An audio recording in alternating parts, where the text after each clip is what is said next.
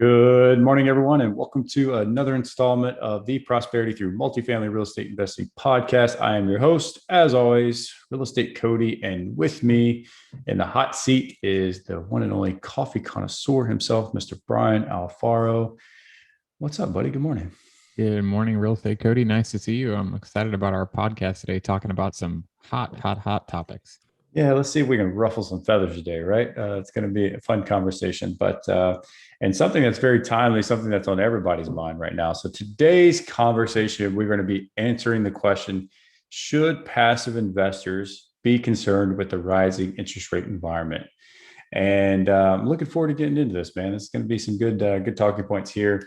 The overall answer to the question is yes and no at the same time. What do you think? I would agree with that. There's definitely a lot of variables. This is not a black and white conversation. It's not a yes or no. There's definitely some factors we're going to look forward to highlighting today on why it's both yes and no.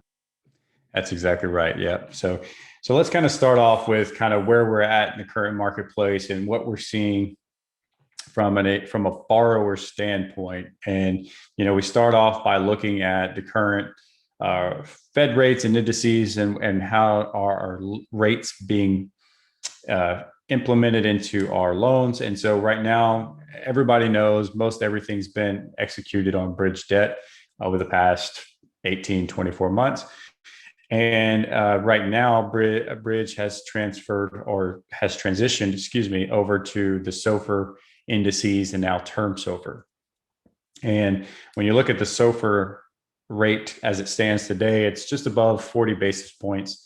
And then if you compare that to January of earlier this year, we were around 10 basis points. And typically your markets factor in a spread of, call it 350 to 375 basis points on top of that. So, January, you were getting into loans at around an all-in rate around, let's call it 350 to 370 basis points, right? Well, now what we're seeing today is your interest rates, your all-in interest rates are around, call it anywhere from 400 to 450 basis points, right? And so it's a dramatic difference from where we were just at the start of the year. And if you compare that to where we were last year, where, man, money was almost free. I mean, you had interest rates all in sub three, even at certain points. And then, around 300 basis points. So very, very affordable debt is how I would definitely label that. But we're now kind of seeing this uptick and increase in rates. And so the big question for everybody, if you're not familiar on how this really impacts the overall business plan, is what do you think happens when rates rise, Brian? What does it impact? That impacts your debt payment. That's really the number one thing you're thinking about, especially the last, call it 18 to 24 months, really since COVID. Bridge debt, which is essentially floating rate debt, is going to be drastically impacted because of your rising interest rate environment. That's the first quick answer that comes to my mind. Right. But then where does that translate to in our overall cash flow? It affects the bottom line, right? That's right. It ultimately affects the bottom line because if you're paying higher debt service, your mortgage goes up on a month-to-month basis, then your cash flow drops. Yep, that's exactly right. So we're negatively impacting our cash flow as interest rates do rise, and in this, with these bridge loans that we're seeing with these variable rates, as interest rates continue to rise, so does our interest payments. So does our monthly mortgage payments, right? And so that puts a lot of pressure on the overall cash flow month to month in our profit and loss statements. And so that is a concern. So what do we do as borrowers then to hedge against that risk? Well, as borrowers, you definitely have to stress test your deal. That's something that's really important to us as operators going into any type of opportunity before we go into a best and final round, before we get really aggressive and try to make sure we're winning a quality deal. We got to make sure it works at all kinds of interest rates. It's not just your going in interest rate that we spoke about a couple of minutes ago. It's about the course of the interest rate environment that may be throughout the life cycle of the deal, whether it's the first 12 months, 18 months, 3 years, 4 years, 5 years. You got to make sure that you stress test your deal, that you're going to have enough cash flow to cover your debt service, or or DSCR as we like to look at, and you're also going to be able to produce enough cash flow ideally to hit your investor return expectations as well. Yeah, and what we typically do is we will stress test the deal at a rate cap.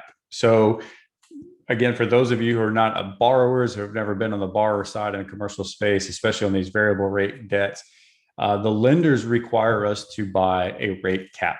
All right, and that is basically a hedge or a cap on how high interest rates can go, which will put a ceiling on where our current all-in rate is versus where the rate could go, right? So for example, if I buy a 200 basis point rate cap, and then my all-in rate today, or excuse me, the SOFR rate is 40 basis points today, then I'm basically buying a cap that ensures my SOFR rate will never go above 240. Okay, which means my all-in rate goes from, let's call it 4.5 today. It shouldn't go any more than, what's the quick math on that? Around 5.5, 5.75 on the interest. So that's still a very significant increase. But if rates do continue to climb, as the Fed has pronounced this year with the multiple rate hikes, at least there will be a ceiling on just how far that can climb. So let's talk about that a little bit more, Brian, because what have we seen this? In the rate cap market, the lenders require us to buy a rate cap. Usually that coincides very similar to our debt term. So if I'm getting a 3-year bridge debt, typically the lenders require a minimum of a 2-year rate cap, sometimes a 3-year. And because of the rising interest rate environment, we've seen rate cap costs rise substantially. I mean, we closed Hollister, February, and our rate cap cost where we started in November had almost doubled, or actually it doubled by the time we closed. And then after we closed, the rate cap doubled again. And then now it's even quadruple where it was. And so borrowers now are faced with this very difficult decision of not only being forced to buy a rate cap that is incredibly expensive. We're seeing rate cap estimates right now, sometimes in the 7 figures, $1 million plus. And now borrowers are having to weigh the decision of, okay, well, do I front load the deal now? Do I invest in that rate cap now and really tighten up and try to hedge my position as strongly as I can, knowing that that's more capital I have to raise for the closing? Or do we take a chance of going with a wider spread, which is a little bit cheaper, and taking the chance of not having to raise as much money to buy as inexpensive as a rate cap, but also taking the risk of knowing that, hey, if I'm buying a 250 basis point spread on the rate cap and rates could potentially get there, you're only going to be further negatively impacting your business plan. Does that make sense? Absolutely. Yeah. I mean, there's so many variables to look at, but understanding that rate caps are sold in increments, right? There's 100 basis points, 150 basis points, 200 basis points, 250 basis points. So basically 1%, 1.5%, 2%, or 2.5%. Those are sort of your basic options for a rate cap cost. So what do you want your ceiling to be? Do you want it to be 1% higher than what you're going in is, 2%, 2.5%, whatever? And based on which one you buy, your cost is drastically affected in the term of it as well, right? If you buy a 1 year, 1%, the price is very different than a 3-year, 1%, or a 3-year, 2%. Sometimes jaw-dropping amount, the amount of difference in cost, but it all depends on the business plan, right? If you're buying a super heavy value add where you're going to go throw some lipstick on it and you're going to be in and out and call it 24 months, it's going to make a lot of sense to buy a shorter rate cap because you plan on getting in and out anyway. Maybe it's 2, maybe a 3-year hold. Now, if you have a 5, a 7, or a 10-year business plan, that also affects your decision-making process as well, because we haven't went down the rabbit hole yet and talked about how long does the Fed historically really raise interest rates before they start cutting. But if you have a long-term vision on a business plan, that's something that plays a factor into your decision making as well, and what type of rate cap you buy, depending on if you're going to have a refinance in your deal or if you're just going to plan on holding long term. Yeah, it's a significant decision to weigh, and the troubling factor is it almost seems like there's a no-win scenario, because I'm either going to pay the $1 million plus for a rate cap that's going to give me a hedge over the entire term of my loan, 2 to 3 years in this example, or or I try to reduce that cost by a cheaper cap with a wider spread, knowing that I could potentially, hit that spread and increasing the interest payments, which, like we talked about a minute ago, is just going to be a negative impact. So that is a concern, right? It is a conundrum for those of us who are going out there pursuing bridge debt. And it's a concern for the passive investor. Every passive investor should be asking these questions about, what is the entry rate, and then what is your rate cap? And then how does the deal stress test at the rate cap, right? Because ultimately that's going to be a good indicator as far as, really how much elasticity can the deal withstand? How much pressure can the deal withstand as far as cash flow on the increase in interest payments? So, and the other thing to keep in mind too is, the Fed is under a tremendous amount of pressure from political pressure, right? And we just came out with inflation data, I think yesterday. CPI hit 8.5%, highest it's been in 40 years. And so, we have the administration whose polling numbers are less than favorable, let's just say that. And this is not to be a political statement, but there is a lot of political pressure on the Fed to react and get this under control, which I think, in my opinion, I think it's almost too late for that, right? And there's things that they're not going to be able to fix with rising interest rates, like supply chain, right? We all know you can raise interest rates to the moon, but it still doesn't fix the fact that you have a supply chain disruption. But the point I'm trying to make here is that, the Fed has moved from a very kind of, bearish stance on taking a very accommodative position in December as far as how do we move forward with rate hikes this year, to a very hawkish position on not only going from no rate hikes this year to, what I think initially in the beginning of the year it was like, okay, we'll have 4 rate hikes. Now it's like you're hearing 8, 9 rate hikes. And then now, not only that, you're hearing about quantitative tightening, which is also a form of, kind of tightening on the overall market. And so with that, the Fed is going to be responding in a very aggressive way to try to show that they're acting on this inflationary period. So the big concern is we don't really know how many hikes we're expecting this year. I think the Fed has unfortunately lost its credibility, whereas used to they were very transparent about their predictable interventions and what they were going to be doing. And now I don't think anybody has any trust in what they're saying, right? What do you think? Yeah, and that's playing into the conversation we're having about the rate caps. The rate caps are factoring in what they think the market is going to do. And because nobody's quite sure what the market is going to do because of the Fed's sort of, I hate to say lack of transparency, but things are moving very rapidly. They went from none to 4. Now we're hearing 8, 9. Was it 25 basis points? Was it 50? Is it more? Are we going to start quantitative tightening to try to reduce the balance sheet? There's all these different conversations that are happening, and they're all happening very, very, very fast. So the people selling cap rates are like, we don't know what's going on, so we're going to bake in these unfactored, these things we're not quite sure about, all these variable things into the rate cap price, which is why we've seen rate caps go into the high 6, low 7-figure range for different rate caps depending on which one you're buying. But nobody has a crystal ball on what's going to happen. But historically speaking, we've seen the Fed sort of hike us into a recession is the easiest way to describe it, right? We've seen them. They failed to realize, or we just failed to realize that every time they hike interest rates, it's not a quick fix, right? It's not like you snap your fingers and inflation drops the second if they announce an interest rate hike tomorrow, it doesn't mean inflation's going to drop, 1, 2, 3%, whatever. There's a 6, 12, 18-month domino effect, lag effect that happens when they make these types of moves. And that's when they usually, historically speaking, end up hiking us into a recession because they overhike because they're not factoring in the lag and the variables that come in sort of, like I said, 6, 12, 18 months later. So they're going to do the best they can, or at least I hope they're going to do the best they can. But I think there's low confidence from most economists, real estate investors, just entrepreneurs in general, that they're going to be able to do, as JP Conklin likes to say at Pensford, a soft landing with the interest rates in the recession based on what's going on.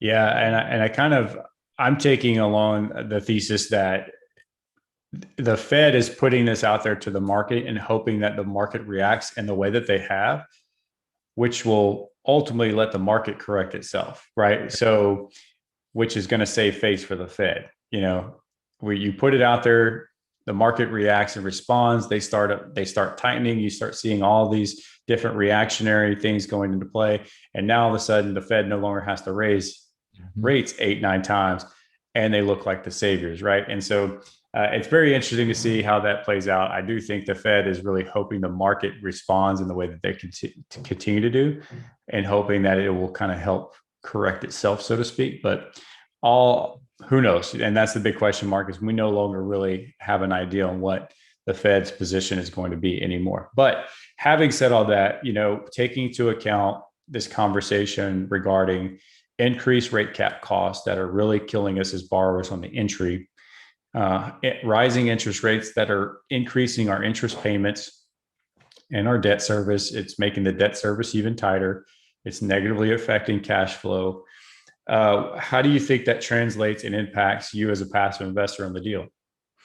Well, it's going to mean that you have to potentially be okay with parts of the deal over the lifetime having less cash flow than normal, Yeah. right? If you go into a deal and maybe the interest rate's lower and you're getting your 5, 6, 7% return, whatever the deal is promising or was projected to have, if interest rates do end up going to where the moon, as people like to say, and they end up in the higher ranges, you might have some periods where your cash flow is minimal, or depending on the operator and how tight the cash flow is, maybe distributions get held back for a bit until we see a declining interest rate environment, which we've also heard, from various sources that, the Fed usually overhikes us into a recession, and then they have to very quickly cut rates once they see like, oh, we went a little too far.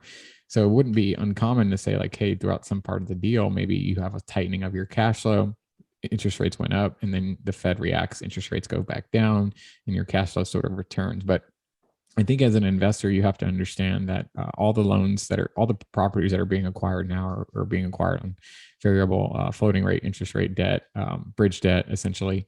And because of that, the rising interest rate environment is going to affect your overall cash flow throughout the course of the loan. So, if you're in a deal and it has something like a pref, that just might means you might be playing a lot of catch up, just because you have that pref, that safety net, it doesn't mean you get your distributions on a quarterly or annual basis. So there's a lot of things to be considerate of.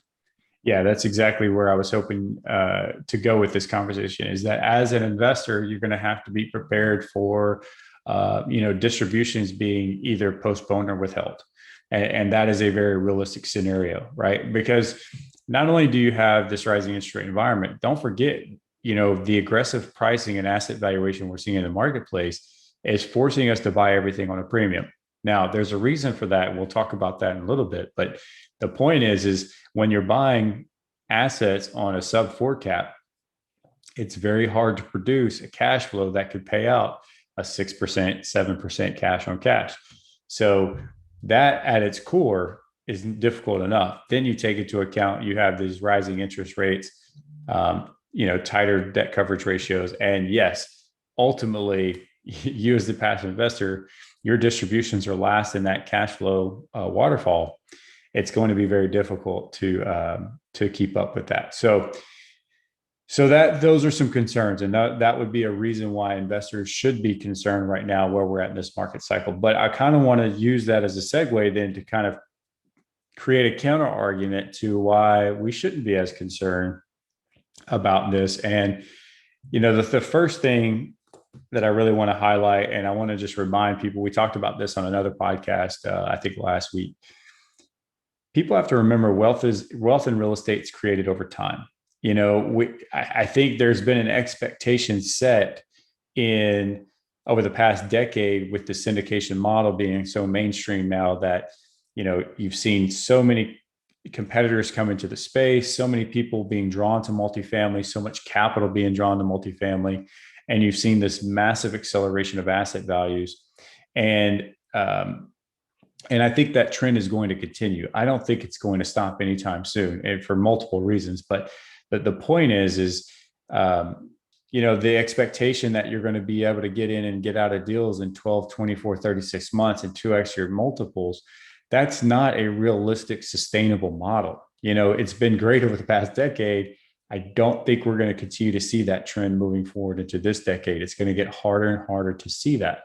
So if you remember that as real estate investors, we invest in real estate to produce wealth over time, then it still makes a lot of sense. But let's look at some other things that are working in our favor still right now. And so we talked Talk about our best friend, inflation.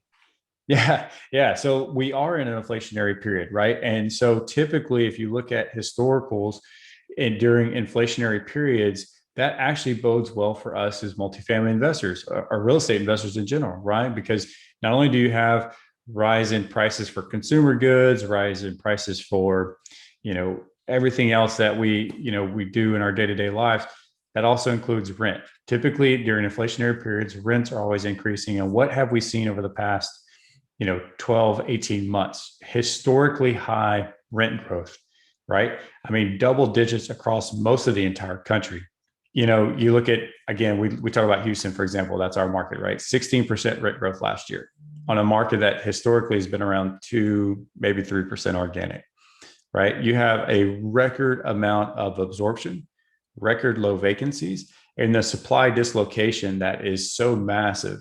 It can't be understated the significance of this shortage. And then you have a development pipeline that just is not keeping up to pace, right? We just do not have enough housing inventory, especially affordable housing inventory, to keep up with demand.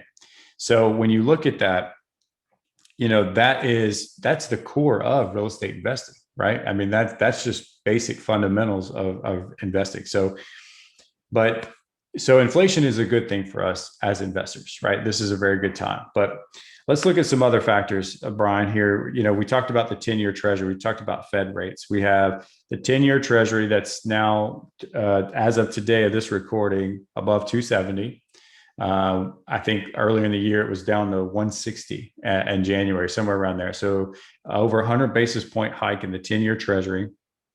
And you now have the Fed kind of going into this quantitative tightening cycle, which is where they're trying to reduce their balance sheet. They're trying to flush the market with excess liquidity and cash. And so for a brief period of time last week, we did see a slight yield curve inversion for, I think, 2 days we were talking about before the show. 3 days, yeah. Yeah. And so if you look at historical data, when you see an inverted yield curve, typically that would indicate that a recession is soon to follow within 18 to 24 months. However, that it may not always be the case. There's been 3 instances in the past, I think 40 years or so, where the yield curve actually inverted and no recession followed. So interesting point there, and we'll have to see how this one plays out. But let's talk about what a recession means real quick. I just want to remind the audience, and we were talking about this yesterday, right? I think when we talk about recession, people automatically think that the sky is going to fall out. People are going to go into this, all these defaults, and the world's going to come crashing down. But when you look at the economic definition of a recession is just negative GDP growth for, a quarter or so, right? And so just because we have a recession doesn't necessarily mean that the sky is falling down. Would you agree? Absolutely. The recessions are historically, they don't last years, right? Sometimes it's just 6 months, maybe it's 12 months. But all the factors we've been talking about today, I think, are really important to factor in with real estate, regardless of whether a recession is coming. And the message is that you build your wealth in real estate through long-term holds. So all the variables we've been talking about, although very extremely important and definitely should be a part of your decision-making when you're a passive investor looking to invest in a deal, I think we have to sort of get back to real estate fundamentals. And real estate, fundamentally speaking, we all know is not best utilized if it's a transactional vehicle. We've probably all been in some sort of house flipping before, and we know, yeah, you can make a lot of money flipping houses, but it's also a lot of work and it's transactional. It's just like having a job. Where do you really build your wealth? You build your wealth through buying real estate and holding real estate. So if you're holding real estate long enough, 10, 20, 30 years, you're going to go through some recessions. You're going to go through some rising interest rate environments. You're going to go through a lot of the economic factors that we've been experiencing over the last, call it 12, 18 months. COVID was obviously an outlier, but there's always some sort of catalyst for the recession. This time it happened to be a pandemic, but you're going to go through that stuff as you hold real estate for a long period of time. But as we've been mentioning, that's where your real wealth is created. It's through that long-term holding. It's understanding that that's where you're really going to make your money. It's really where you're going to be able to protect your wealth, is just by buying and holding long-term. So getting in and out of these deals in 2-3 years, while that has been a norm over the past, 5, 6, 7 years, I think that's going to become less and less common. Right, right. Well, let's talk about how a recession then is a positive thing in some respects to kind of where we're at now, especially in this interest rate environment, right? Because, if you look at recessions in the past, every recession is different. We can have a soft recession, as I've heard one person term before. And basically, it's just like I said, just a slight slow quarter and negative GDP growth. But again, economics are still positive overall.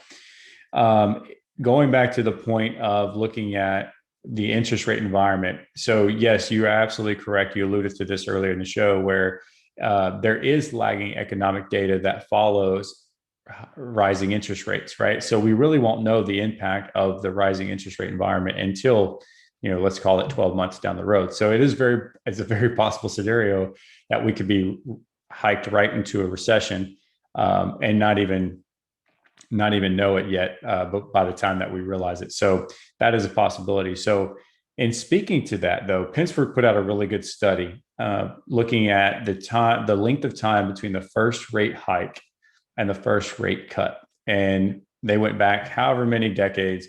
And looking at that time, they discovered that the longest recorded time ever for the first rate hike and the first rate cut was just over 3 years. It was like 3 years and 2 months. Okay. With the average time being just 2 years. So if you think about where we're at right now today, this is April of 2022. We had our first rate hike in March last month, right?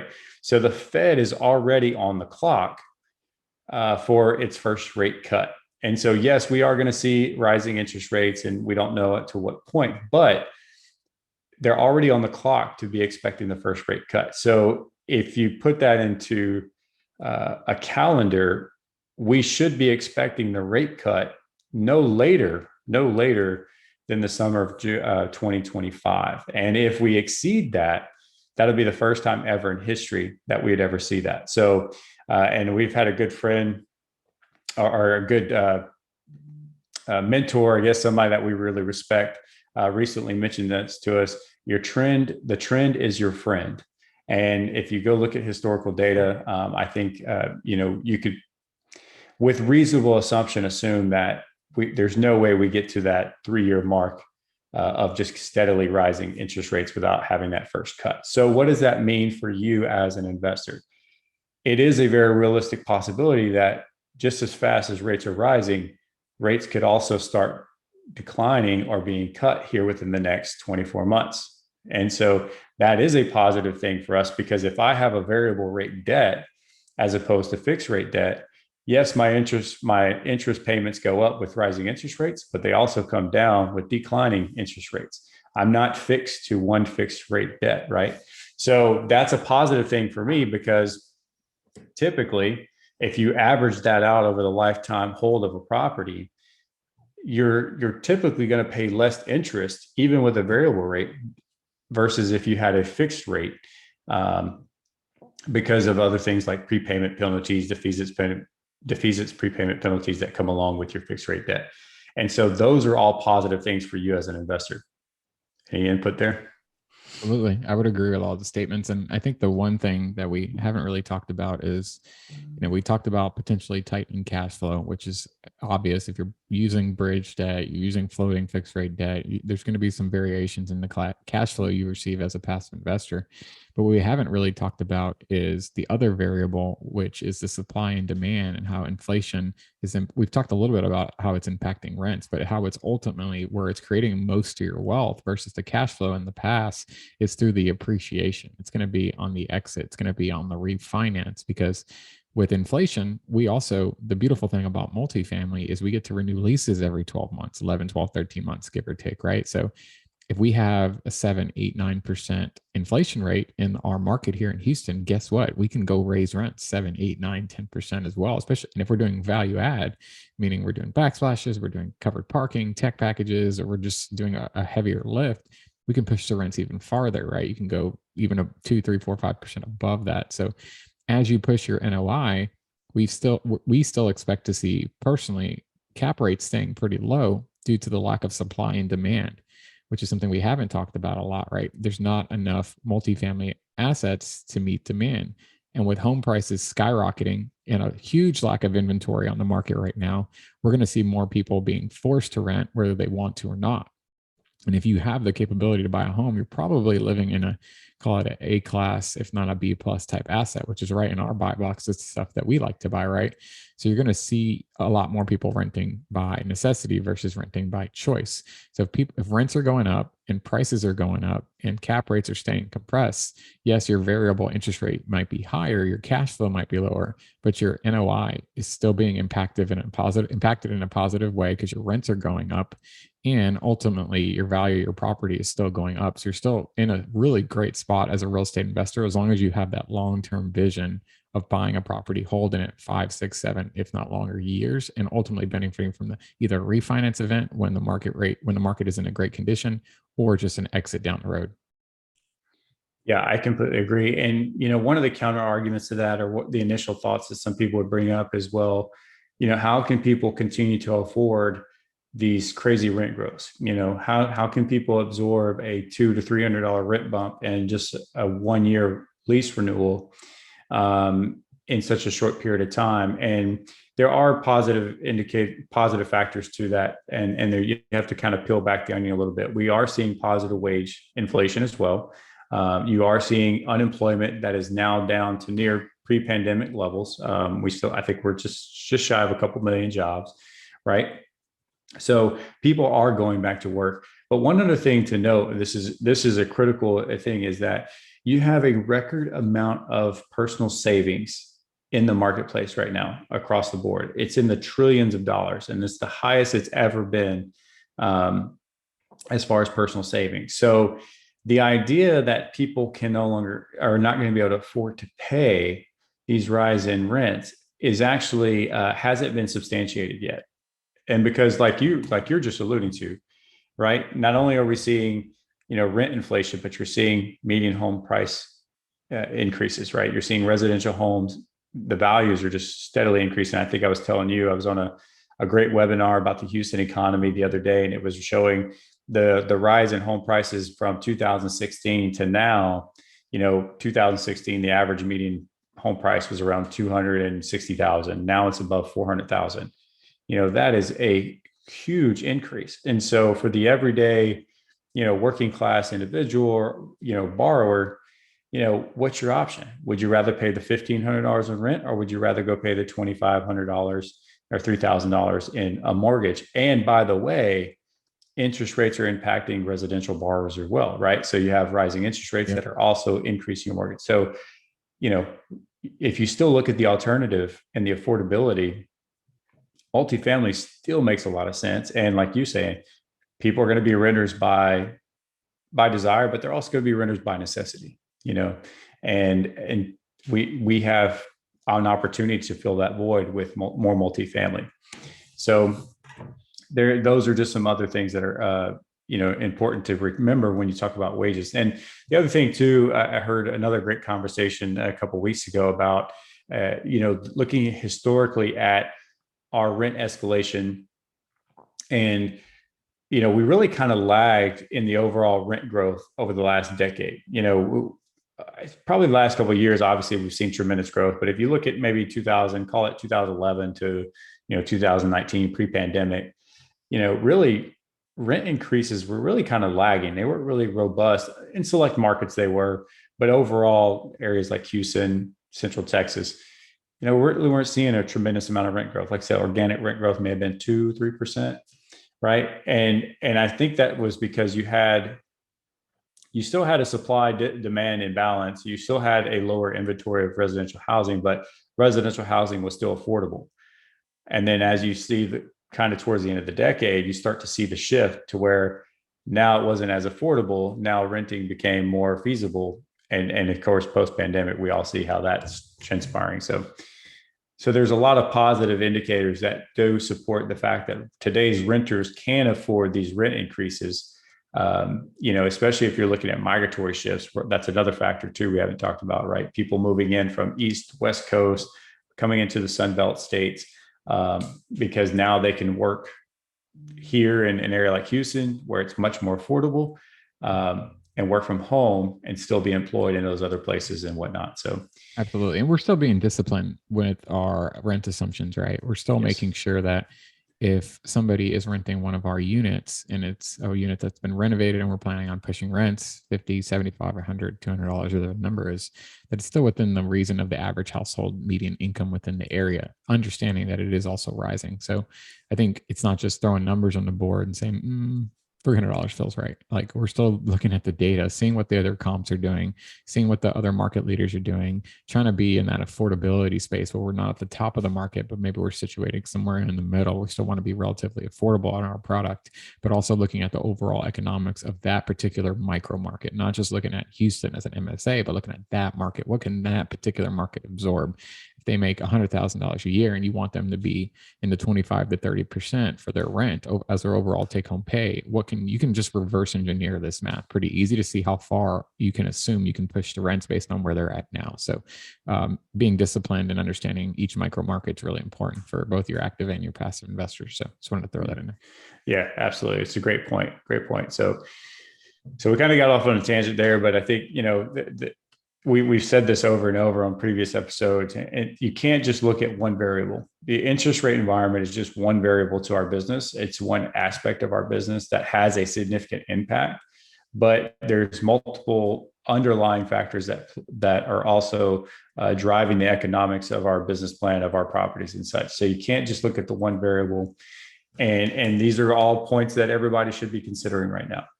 Is it a scary time? I think any borrower or active investor would tell you, they'd be lying to you if they said no.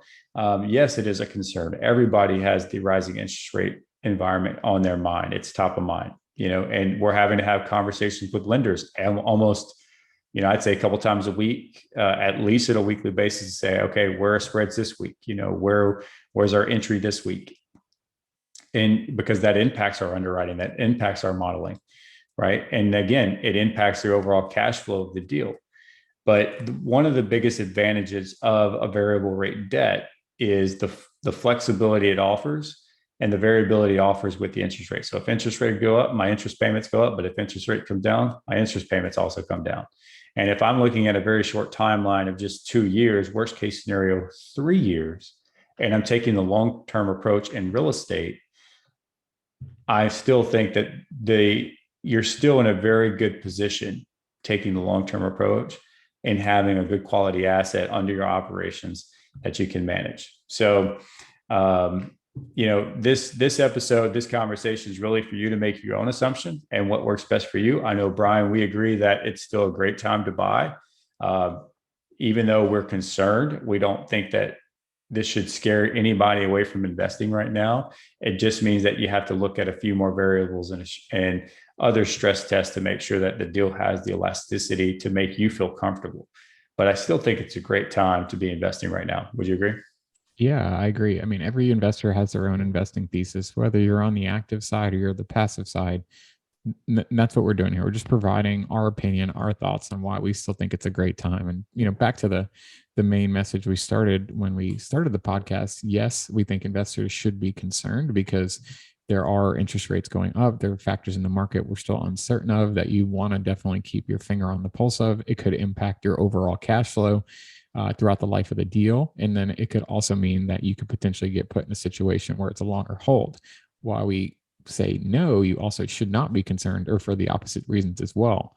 Long-term wealth is built through long-term holds. So if you're buying good assets in good areas and you have a long-term vision for holding those assets, you're still going to be in really great shape. And a lot of the market variables that are going on now, if you are able to get into a project, into a deal, you're likely getting lower leverage on it, which adds a little bit even more security to the project than it was a few years ago. And if you are seeing rapidly rising rents, if you're seeing cap rates staying compressed, and if you're seeing supply and demand imbalance like we are, those are all great reasons to hold real estate, right? Those are prime reasons to hold real estate. So yes, you should be concerned, but also just make sure that you understand that there's also a lot of great things going on in real estate, which means to us, it's still a great time to buy as long as you understand what you're getting into, you understand what's going on in the market, and then you ultimately have a long-term hold. If there's a 5 year business plan to execute the 5 year business plan in its entirety. If it's a 7 or 10 year business plan to execute the business plan in 7 or 10 years. You want to see multiple exit strategies as a passive investor. What's a 3 year hold look like? What's a 5 year hold look like? What's a 7 year hold look like? And I think if your operators are providing you with that transparency to show, like, hey, here's a few different exit strategies, and we're going to have different returns potentially based on what's going on in the market at the time. But this is our best forecast on what your returns will look like in a 3 year, 5 year, 7 year hold in a rising or declining interest rate environment. Then you can still determine your level of comfort investing in those opportunities. So real estate's always great to have in your portfolio, because if a recession does hit, we haven't even talked about what would happen in the stock market and different things of that nature. So it's a great piece of it's a great, real estate's a great part, can be a great part of your portfolio, something that can add some stabilization during a recession, during a rising interest rate environment, during an inflationary period. So we still feel like it's a great time to buy, and sticking with that story. Absolutely. Absolutely. I would agree with all those sentiments, Bud. Good job. Well stated. Great way to close out the show. For any of those who are tuning in today, if you are looking for your next investment opportunity, if you haven't heard about our preferred investors group, make sure you get with Brian and I. We'd love to talk with you about that. The preferred investors group gives you early access to all of our future offerings coming up. And so we are taking just a few more spots. Spots are limited to that group, but we'd love to talk to you if you are a qualified accredited investor to get another group. Make sure to check that out at Brian. Give them the URL. Yeah, you can definitely apply to be a part of the preferred investor group. There's an application, there's a vetting process. We want to make sure that qualified investors are put into this group, people that are interested in what we're trying to do over at Blue Oak Capital. As you mentioned, we have limited spots. So they can go to the website at www.blueoakinvest with an S at the end.com/investor form, or they can just go to blueoakinvest.com and hit the get started button in the top right corner and just fill out the application. We'll be in touch with you after that, and we'll have a great conversation. Awesome. All right, man. Hey, enjoy the conversation. Looking forward to the next one. See you guys next time. Yeah.